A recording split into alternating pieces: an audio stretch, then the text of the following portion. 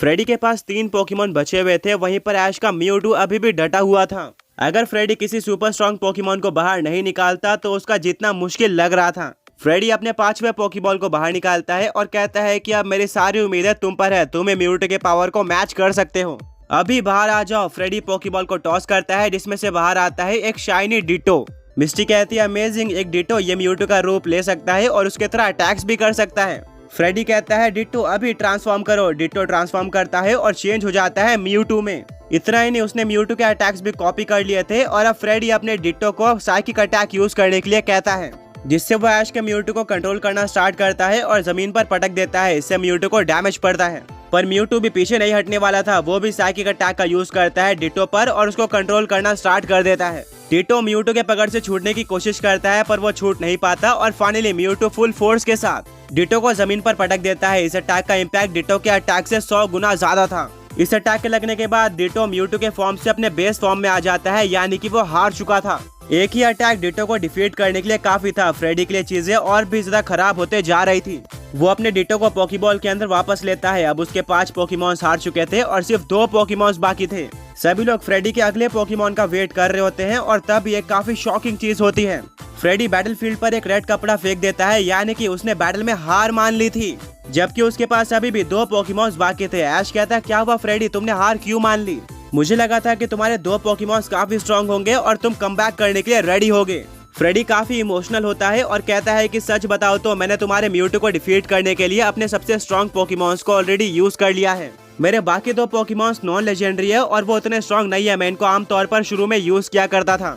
मुझे ये भी पता है कि ये पोकेमॉन्स म्यूटू को कभी भी डिफीट नहीं कर पाएंगे और इसीलिए मैंने हार मानना सही समझा।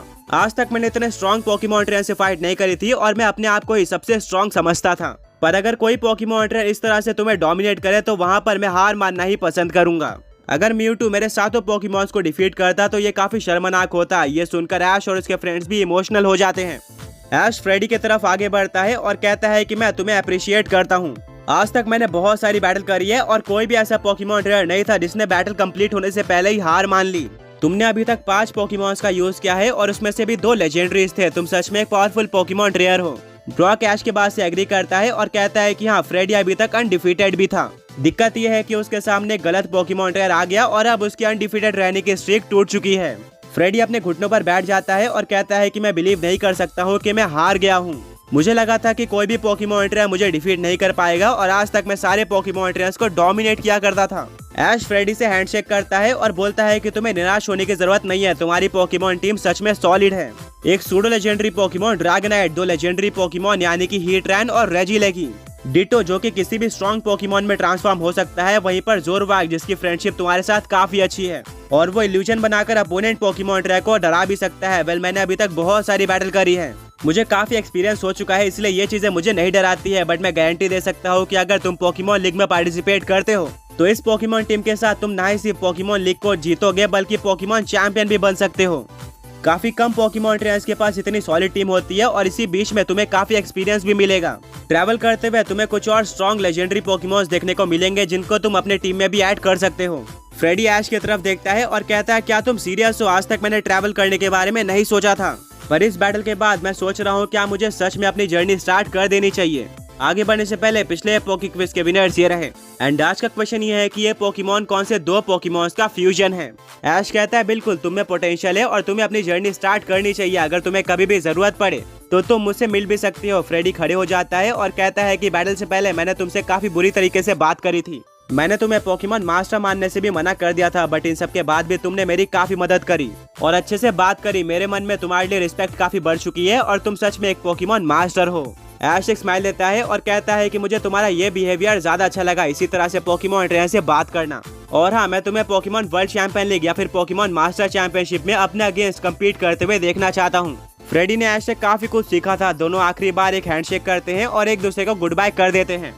अब फ्रेडी इस माउंटेन पर नहीं रहने वाला था बल्कि वो अपनी जर्नी स्टार्ट करने वाला था पोकेमॉन मास्टर या फिर वर्ल्ड चैंपियन बनने की।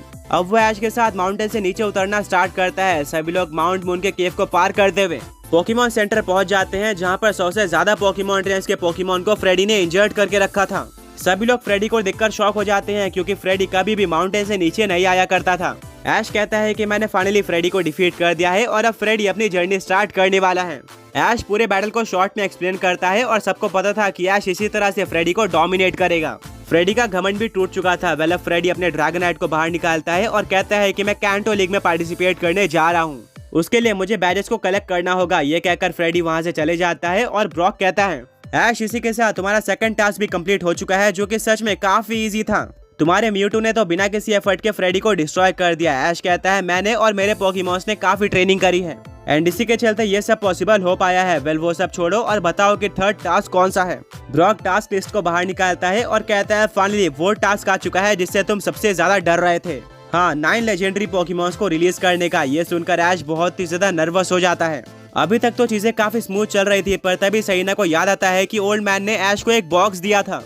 ओल्ड मैन के अकॉर्डिंग वो बॉक्स सही टाइम आने पर खुद ब खुद खुल जाएगा। सहीना इस बारे में ऐश को बताती है।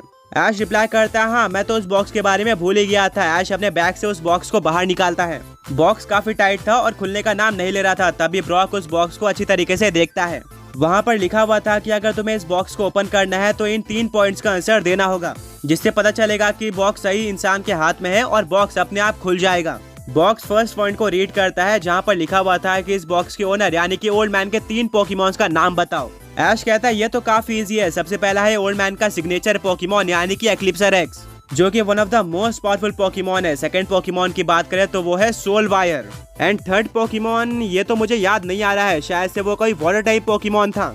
सभी लोग थर्ड पोकेमॉन के बारे में सोचना स्टार्ट कर देते हैं, पर तभी मिस्टी को याद आता है कि वह पोकेमॉन एक्वागोनॉक्स था। इस पोकेमॉन का नाम लेते ही फर्स्ट पॉइंट पर टिक आ जाता है, यानी कि ऐश और इसके फ्रेंड्स ने 1 पॉइंट कंप्लीट कर दिया था। अब बारी थी सेकंड पॉइंट की तरफ बढ़ने की। ब्रॉक कहता है कि सेकंड पॉइंट पर यह लिखा हुआ है कि इस बॉक्स को खोलने के लिए तुम्हें पोकेमॉन ग्रैंड मास्टर चैंपियनशिप के कम से कम 2 टास्क कंप्लीट करने होंगे। क्या तुमने 2 टास्क कंप्लीट कर दिया है? ऐश कहता है कि हाँ, मैंने अभी अभी दूसरा टास्क कंप्लीट किया है। वो बॉक्स कुछ टाइम लेता है और फाइनली सेकंड पॉइंट भी ग्रीन कलर में ग्लो होना स्टार्ट हो जाता है, यानी कि ऐश ने सच में 2 टास्क कंप्लीट किए थे। अब ब्रॉक आगे बढ़ता है थर्ड पॉइंट की तरफ और ये सच में काफी स्कैरी था। ब्रॉक उस पॉइंट को पढ़ता है जिसको सुनकर मिस्टी और सहीना नर्वस हो जाते हैं और कहते हैं कि ऐश क्या तुम सच में इस चीज को कर पाओगे?